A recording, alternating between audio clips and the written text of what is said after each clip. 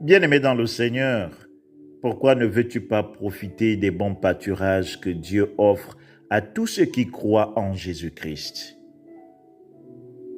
Il est le bon berger, il prend soin de nous car il nous aime. Peut-être me diras-tu que Jésus-Christ était de la tribu de Juda en Israël et que tu es de Tsamba Magoti ou de les Kabylie-Wolo. Mais mon frère, ma sœur, laisse-moi te répondre qu'en Jésus-Christ, il n'y a ni grec, ni juif, ni africain, ni asiatique, ni européen, ni homme, ni femme.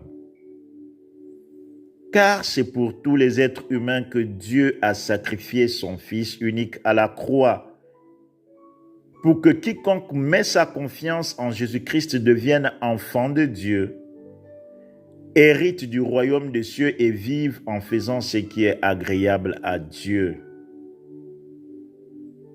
Car Dieu a racheté l'homme de la malédiction d'Adam et Ève pour qu'il vive le plan que Dieu a conçu pour lui.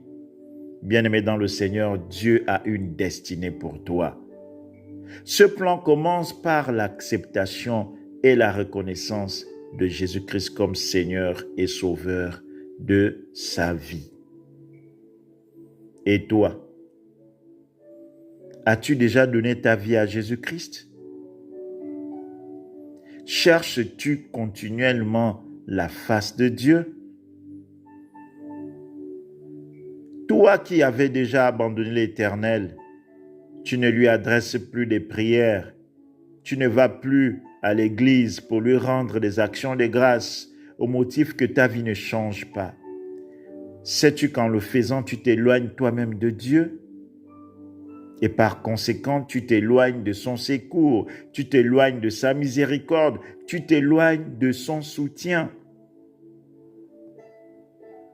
Bien-aimé dans le Seigneur, le plus grand combat que le chrétien a, c'est celui de garder la foi en Jésus-Christ malgré tout ce qu'il traverse. L'ennemi œuvre nuit et jour pour persuader l'homme d'abandonner la foi en Jésus-Christ.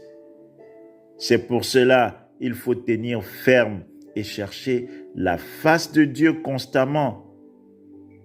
Bien-aimé dans le Seigneur, un chrétien doit être persévérant, courageux, toujours confiant que Jésus-Christ est avec lui, que Jésus-Christ ne l'abandonnera jamais.